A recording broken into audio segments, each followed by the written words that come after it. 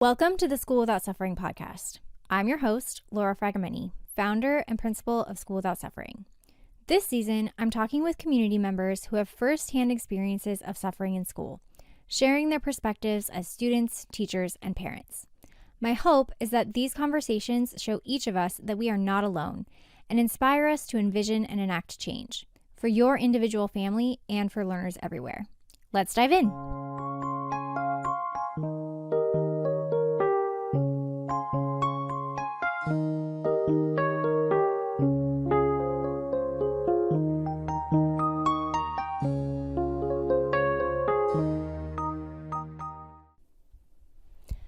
My guest today is Darryl W. Thomas. Darryl, also known as Coach D, is a former at-risk student turned U.S. Marine, loving husband, and committed father of 5. After his parents divorced when he was a child, Darryl saw his mom fall into addiction without healthy methods of coping with her stress. Then, when he was just a freshman in high school, Darryl lost his father to violence.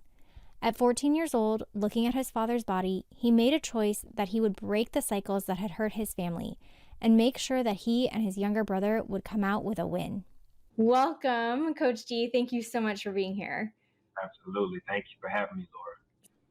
Being so young and experiencing a loss happen right in front of you like that. And not even just to feel like it was a loss, but to feel like somebody was taken from you right as you're starting high school. And when we think of high school, we're thinking of you're going into the last years of your childhood. This is really where you're being set up for your adulthood, what you're going to do when you have to take care of yourself. And that's something you have to overcome.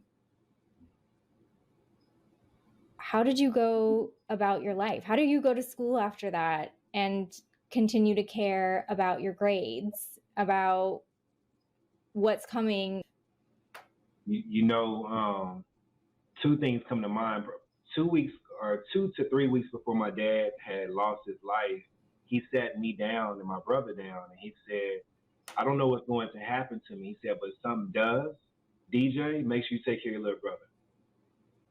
I mean, we're raised, yes, sir, no, sir, yes, ma'am, no, ma'am. That's your reply. You just keep moving, no questions asked. I couldn't just keep moving. I had to ask him because that caught me off guard. I said, Daddy, what do you mean if something happens to you? Like, do you know something that we don't know that's going to happen? He said, don't worry about this, son. If something happens to me, make sure you take care of your brother Quincy. And so after thinking about it for a moment, I said, yes, sir, I will. And so that was my word. That was my promise to my dad that I was going to make sure I took care of Quincy if something happened to him. And then the other thing was I kept thinking about my dad. I would say things like, man, I'm doing this in honor of my daddy. You know, I gotta excel in school because I know that's something that my daddy wanted me to do. You know, he's the one that put me in the advanced, classes and, the magnet programs and stuff like that. And I said, I got to do this in his honor. That's the least I can do is look after Quincy and then make sure I take care of my school, grades and things like that. And so those are things that really, kept me going. And then also something that my substitute teacher had told me when I was in 7th grade. She had the class take out a fresh sheet of paper, and she said, I want you to write your name and today's date at the top of the paper. She said, but those 4 words you see on the chalkboard, because she wrote 4 words on the chalkboard, she said, I want you to write those in the top right-hand corner of your paper. And those words were, I am a winner. And when she had explained that to me in 7th grade, I thought it was corny. I'm not going to lie to you, Lori. Laura, I thought it was corny. I was like, man, no, I'm not writing this. But I thought about my dad again. Like, if I don't write it, my dad's he's going to be upset with me, and he's going to let me know how upset he is. So I said, let me go ahead and write this. And she began to explain what it meant. And what she said, Laura, she said that I am a winner simply means no matter what you go through in life, no matter how crazy it is or how unfair or how undeserving it may be, she said, you do win as long as you don't quit. Quitters never win and winners never quit. I was slouching back in my chair like this when she was saying it, trying to be cool, but by the time she had finished saying what she was saying, I was sitting up at the very edge of my seat, eating up every single word that she was saying. because in that moment, my life was such in a disarray, going from house to house, mom to dad, dad to mom, and seeing what they were doing. I was like, man, forget this.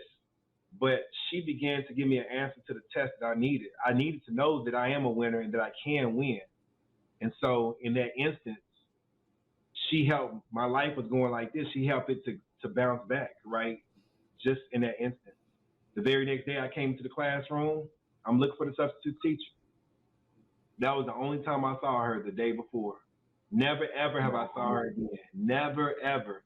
But she changed my life forever.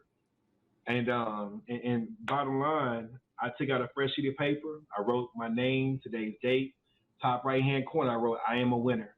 And I did that in every other class for the rest of my seventh grade year, all throughout my eighth grade year. And so that went from my head to my heart. So now I really believe that I am a winner. I just got to figure out when I get into a tough situation, how do I muster up enough strength, to just take one step forward? How do I muster up enough courage to not quit, to pull a Rocky Balboa even? You know what I mean? Like I get decked, but I gotta figure out a way to get right back up off the canvas. And that's really was my mindset because of my substitute teacher. So going past my dad's death, those were things that I was remembering. My promise to take care of Quincy. I was remembering that I wanted to honor my dad and what I did. And then I was also remember that you are a winner, D. Winners never quit and quitters never win. So what you gonna do? You can't quit. You know what I mean? So yeah, that was that. That's incredible. There's a couple things that I want to highlight. One that I hear, so you have these three things that were keeping you going: your little brother, your dad's memory, and this influence that you had from somebody you met one time, a substitute teacher. Your dad's memory. We have a lot of parents who listen to this podcast, and I talk to a lot of parents when working with their kids who are struggling, and there's a lot of guilt that's felt, and a lot of shame around feeling like they're not doing enough, or they're doing something that's harming their kids. And I want to point out that we're talking about Coach D's dad, who he laid out was not a perfect person, had plenty of things that were done that were hurtful, but also did plenty of things that set you up on a right path and clearly made you feel loved and cared for enough that you really were listening to what he was saying. And so for any of the parents who are listening to this right now, know that you can be imperfect and still have a hugely positive influence on your kids' success. Absolutely. That's just one thing I wanted to say, because I think that can be so powerful. The other thing is the substitute teacher.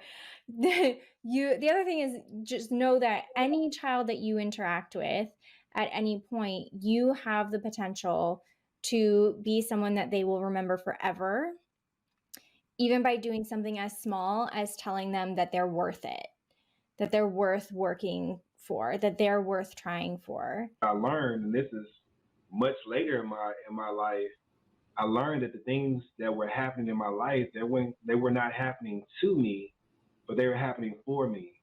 And that's why I say when I talk about the tricks, sometimes that we can just take a step back and say, okay, wait a minute, what good can come from this negative? Because there is some positive that can come from it. What can I really gain? How can this make me better? When we start to look at it from that way, from that vantage point, now what happens, we start to take the power back, and now we're in control at this point. I just got to figure out, how do I respond to this circumstance that's happening to me versus reacting to something that I feel like is uncontrollable. And so I think that's what I mean when I say those were tricks. They were playing tricks on my mind, making me feel as if I'm a victim. And I'm really not a victim. I'm, like my substitute teacher told me, I'm a winner. I'm a victor. I got this. I just can't quit. And so That's what I meant by playing tricks on my mind. Yeah. Yeah. And it's like you can acknowledge the injustices and say, I cannot control those things. It sounds like what you did though is control how you respond to them. You said, I'm going to stop reacting and I'm going to start responding in a way that's going to get me where I want to go. Right. Yeah. In his work today, Darryl serves as a leadership coach, motivational speaker, and author. His mission is to serve students who are at a disadvantage and are giving ear to their doubts. Individuals who are at a crossroads of despair and destiny. His best-selling book today, I Win, When Tests Go Beyond the Classroom, helps high schoolers get engaged and inspired to win in the classroom and in life. And his newest book, Take the L, How to Overcome Discouragement, Face Adversity, and Become Legendary in Your Own Right, is also available to order now on his website, which we will have linked in the show notes, along with his books for early and upper elementary schoolers and even resources for teachers. You have chosen a profession where you're now coaching leaders, lots of times school leaders, talking to students, writing for students. Why? Yeah, such a great question. I I like to say that it's not necessarily that I chose the profession. It chose me, and it's more of a. I mean, we can say profession. It's more of a personal mission. It's a calling. For me, where that night when I looked over my shoulder, and I saw Quincy. I didn't just see Quincy. I didn't just see a reason to make the right move. I found my purpose that night, and my purpose was really to help those who are at risk, of not winning in life, not winning in school, not succeeding, to help them overcome whatever challenges they may be facing, especially the young men. In that moment, I mean, honestly speaking, that's when things really begin to change for me. So although I was trying to make moves that are beneficial for me and Quincy, what I realized as I get into my adult years, I realized that there's a lot of other Quincy's in this world, and I just feel compelled, to be able to help them. Like that's my personal mission. Although it is my company's mission, it's also a personal mission for me, And so that's why I chose it, because I get fulfillment out of being able to help those Quincy's that are in the world. Yeah. I saw on your website that you say you're not convinced, or sorry, you are convinced that the world is not short of solutions for the problems that students are facing. Right. Rather, we're short of leaders who possess the solutions that are needed, that those kids need. Yeah. So as a leadership coach, you're working directly with people who are in charge at schools every day. And I would love to hear what you've seen change through that work. And if you've had the opportunity to see impacts of the changes on the adults, on how the students feel and what they're able to accomplish in the schools that you are working in. Yeah, so I actually work with both the adults who work with the students, and also work with the students directly. For me, when working with the adults, one of the points that I really try to drive home with them is that you have a perfect opportunity to make a lasting impact. And just as you had mentioned in terms of the substitute teacher, how it was a one-time experience, but she had maximized that opportunity she had to make a difference. Even though it may have seemed small in other people, in most people's eyes, it was still a significant move that she had made. That's the same message I relate to, and I try to instill into the adults. That listen, I don't care if you're at the administrator level, or if you're in the trenches and you're a teacher, you're a counselor, you're a coach. You have an opportunity to be able to impact not just this life, but you're able to cause a ripple effect, like that substitute teacher did in my life. She caused a ripple effect by teaching me that, well, it's 4 words and what that meant. I now have gone on to teach that to my children, raise them up that way. I have coached other kids, in doing that and sports and also in leadership. I've written books and curriculums, regarding that. And so it's a ripple effect that has happened. So the same thing that she did for me, I try to do for the staff, for the adults, and let them know that, hey, you have a prime opportunity to make a difference. The question is, do you desire to make one? Because if you do, I need you to actually take advantage of it right now. And so for the adults that have taken me up on that, they've seen success. If nothing else, they've had this renewed, uh, I guess, this renewed spirit, if you will, about their profession. Like this, I'm going to take this opportunity that I have, this gift that I have, I'm going to run with it. And so you've seen them, go from, I'm ready to throw in the towel, I'm done with this education profession. So you know what? Nah, I'm going to keep going. Like these kids need me. You've seen that type of posture, and so I'm grateful to see that. On the flip side, with the students, I've seen as we work with them realize, you know what? Now you're right, Coach D. I can do different. I can make a positive impact because I come from similar situations like you came from, and if you can do it, you just told me I can do it. So once they start to buy into that, you start to see them carry themselves in a more positive way, in a more they have more confidence about themselves. They have a better self image, and that correlates to now better success in the classroom. And we've seen it. We've seen them take these state standardized tests, and now they're scoring higher than they did prior to us giving them the coaching and the leadership development. So no, it's that's the biggest thing, is they're really helping them to see that you are a leader. You are. I think the statement you just made, though, the reason why we stand on that is because we truly believe that inside of every leader is a solution to a problem. Why I push so hard to make sure that they see themselves as leaders, because what you got in you, the world needs.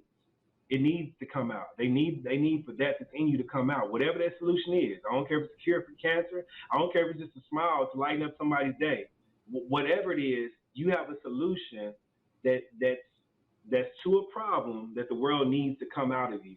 And so the quicker we can get you to acknowledge that you are a leader and to begin to embrace that and to walk in that, the sooner we can start to have that solution be presented to us. Yeah.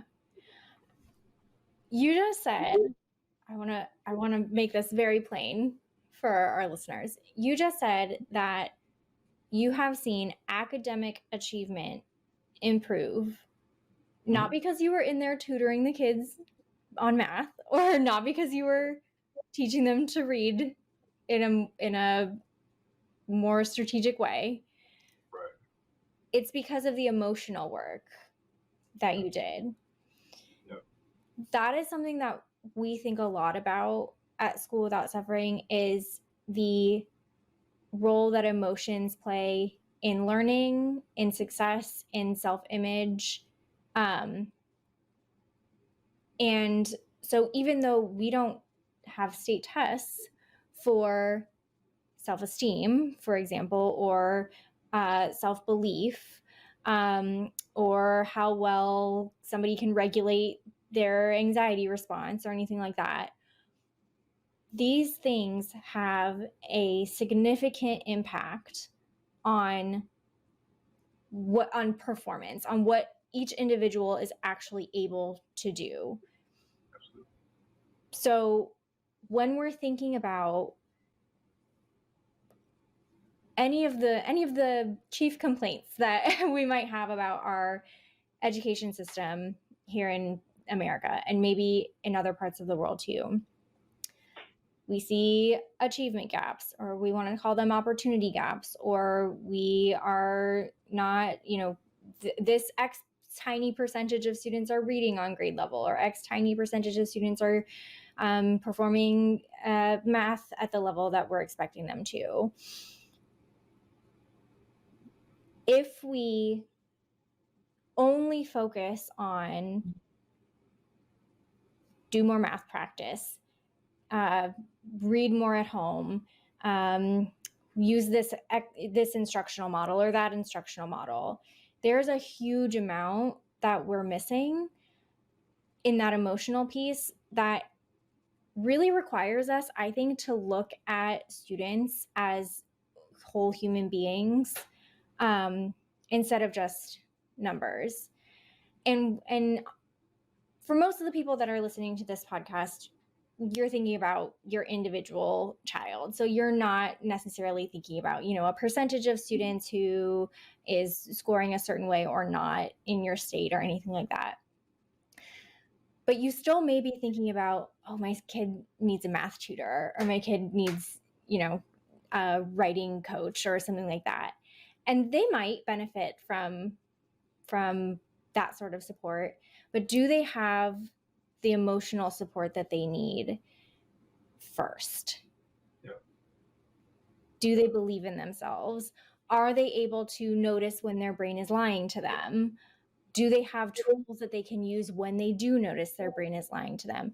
Do they have someone that they can look at that has similar experiences to them, that is farther along in life, that is in a place where they can look up to and see that they can get there?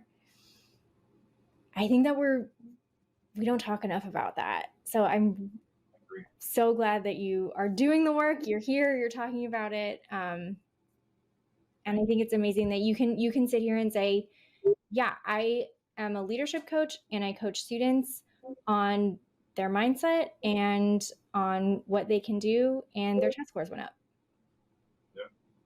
That's that. Absolutely. And I think what you just said is absolutely correct, Laura, because what I found is that a lot of our students who are quote unquote struggling academically, if you take a closer look just to what you said, there's a breakdown, socially, emotionally, that there's a breakdown somewhere.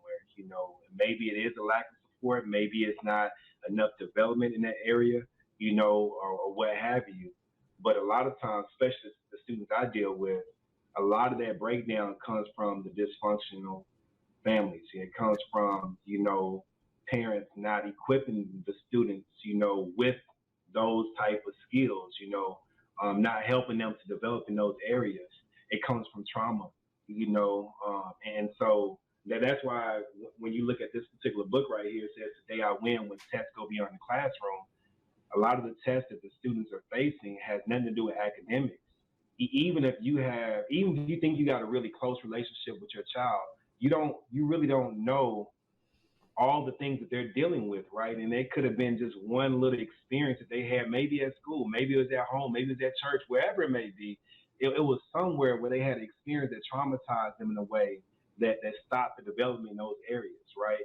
That hindered that. And so a lot of the tests that they face, a lot of times has nothing to do with academics, but yet it shows up on the academic side. Exactly. And then we want to try to react to that and say, okay, let's get you a tutor because that's going to fix it.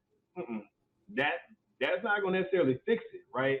It could help, as you had said, but truth of the matter, we got to dig deeper and figure out, okay, where do we really need to direct our attention, our focus? What areas do you really need help? And so in my book, what I did, I broke down 7 things that really helped me to overcome it, 7 principles. I lay it out in that book. So I don't just talk about the childhood hardships, but I break down those 7 principles that help me. And I share with you a couple of them already, but I think it's really a matter of, do you want to help? That's where it starts. And if you do, how much do you want to help? Because you'll exhaust any and all options to make it happen, including starting with yourself if you're the parent, starting with yourself if you're the teacher.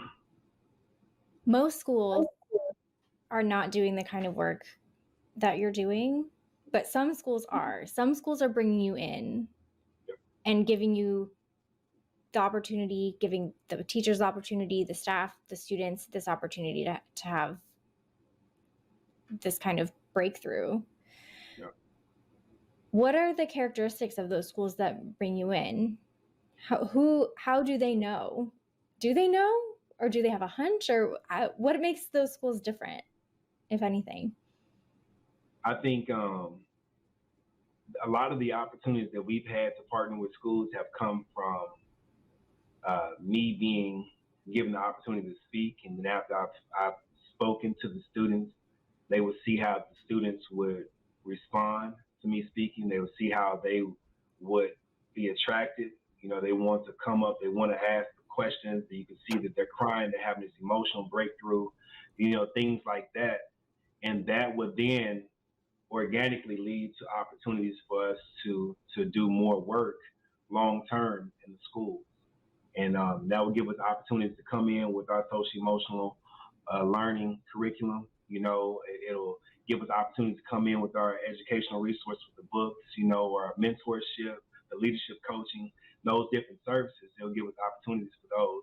But it usually starts with me coming in, just being able to speak, and just share my experience, and some of the effective strategies that help me to overcome those things. And then from there, it just becomes word of mouth, referrals. Hey, this is the guy you got to check out. His company, they're doing some awesome things. And that's really what it has boiled down to. But to answer your question, some of the characteristics with the schools, really, it goes back to students that are considered quote unquote at risk. And I really don't like that word. I use it because that's what people, use, and I try to help them to understand what we do. But a lot of the students are quote unquote at risk that we work with. Those are schools that primarily have at risk students. Um, but they still have promise, and that's the thing. They're not just at risk, they're at promise, like they have an opportunity to really do some amazing things if we see it that way. And so these schools, they see that their students have the potential to do some amazing things. We can help them get over some of these setbacks and these roadblocks. Are you considering a different educational environment for your child? School Without Suffering's virtual school serves students from elementary through high school, offering developmentally appropriate, comprehensive curriculum that aligns with academic standards while nurturing individual passions and strengths. During each step of their academic journey, we help students master their mindset and their lessons, cultivate compassion for themselves and others, develop their values, and acquire the skills they need to thrive. Our expert teachers employ innovative teaching methods and technology to create engaging and interactive learning experiences for every student. Enrollment in the School Without Suffering virtual school is month to month, allowing for maximum flexibility in meeting your child's unique needs. And with tuition in line with the national average for private schools and a pay-what-you-can option for those who need it, this life-changing educational opportunity is within reach for your family. Download your free parent guide at www.schoolwithoutsuffering.com/guide. That's www.schoolwithoutsuffering.com/guide. Because I want to ask about your upcoming book. At the time that we're recording this, it's not out yet, but it will be by the time you're all hearing it. So that book is Learning to Take the L. And even just from the title, How to Overcome Discouragement, Face Adversity, and Become Legendary in Your Own Right, I am really intrigued, especially coming off of a couple of conversations that I've had with students in the recent weeks, where a lot of the students we work with can become paralyzed by, again, we've been talking about how our brains can lie to us. They can become really paralyzed by, I feel this intense negative feeling. I'm sitting down to do, my schoolwork, or I'm trying to get back to school for those who have been avoiding school for a while. But it feels so bad. So I want to avoid it. I want to not do it. And so what we talk about is sometimes things feel bad. Sometimes you take an L, right? Like sometimes things feel bad. As long as you know you're safe, and we can talk about how you know you're safe, but as long as you know you're safe, that doesn't mean you need to stop. Right. You can keep going. So we can acknowledge that things feel hard. Sometimes they even feel impossible, and we can decide to keep going anyway. And I know that you've experienced that. I know that you talk to kids about that. It seems like this book is going to speak on it. Can you give us a little preview? We'll still buy it, but can you give us a little preview of what you have to say on that? Yeah, really take the L as a play on words. Initially, when you hear take the L, you're thinking, okay, loss. Take the loss. All right. I mean, that sucks. I don't really want to have to take the loss, but I guess, I mean, if I have to. But it's bigger than that. You know, it may start with the loss, and it may appear to be something that's negative. But like I alluded to earlier, um, anything that, even with the negative situations, there's still something positive to gain from it.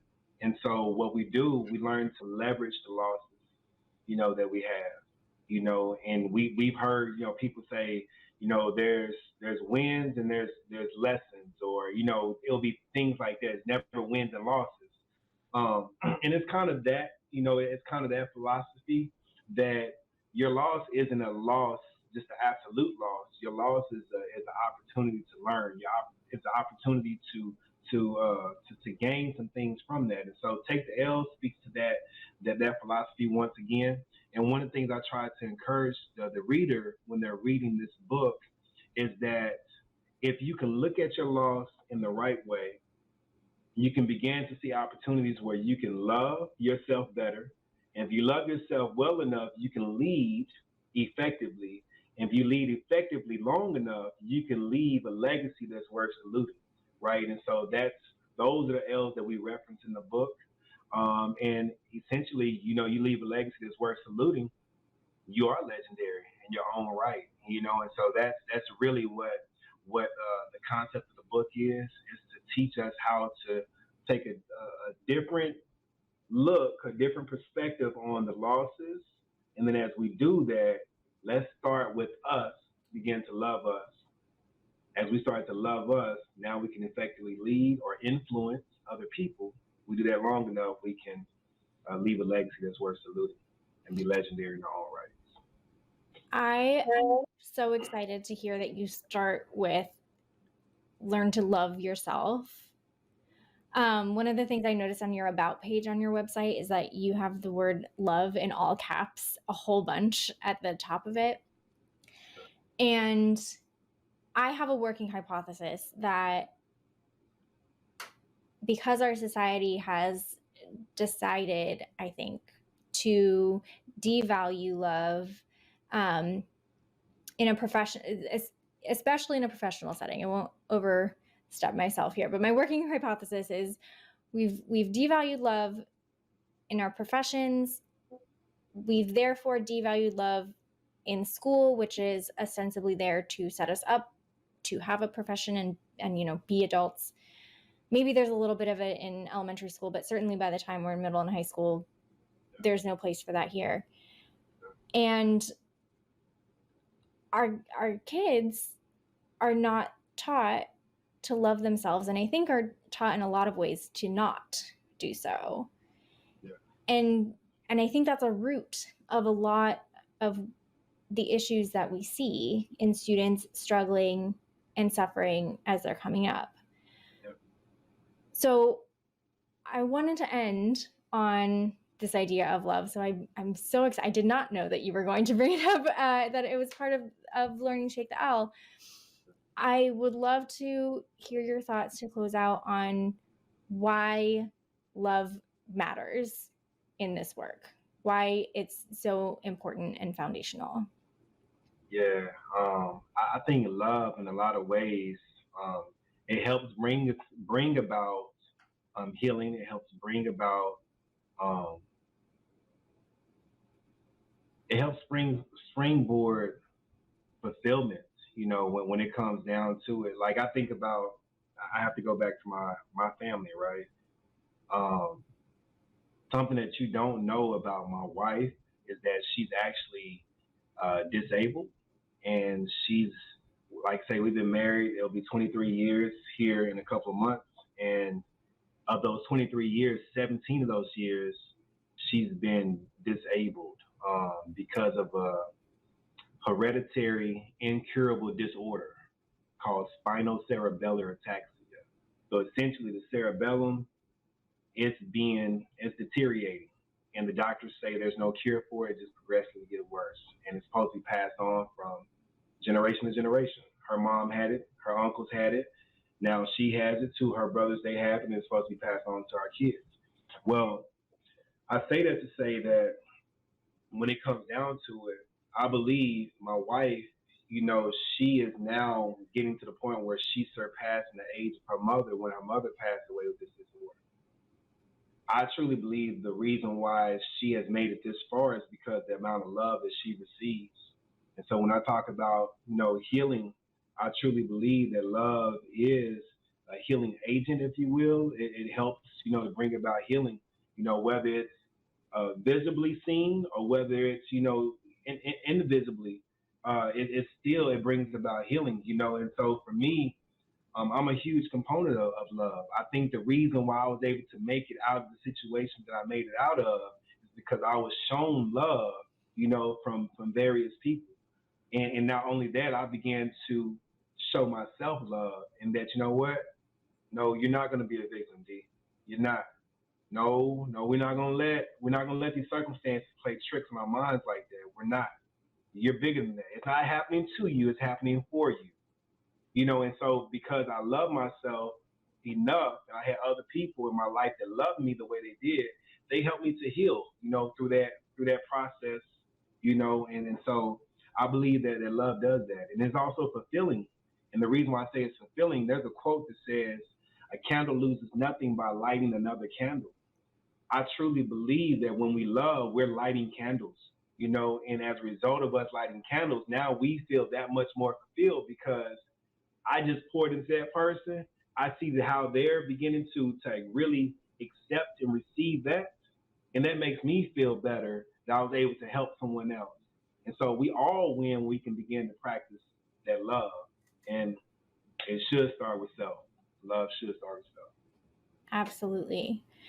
Thank you so much, Coach D, for everything that you shared here today. Like I said, it's been a huge honor to have you, and I just really appreciate it. Thank you for being here. You're more than welcome. Thank you, Laura, for the opportunity. I love what you guys are doing. I think the concept is beautiful, and just please keep doing what you're doing. You too. Please keep doing what you're doing. We'll change things together. That's right. If you'd like to learn more about Darryl's work, bring him into your school to work with students or staff, or order any of his books and resources, go to www.darrylwthomas.com, also linked in our show notes. In our next episode, you'll hear from Adva Hanan, a master teacher and teacher coach who earned 2 bachelor's and a master's degree despite being told she'd never succeed in college. Hear what it was like for her going through school with multiple learning disabilities, what allowed her to succeed, and what success really means.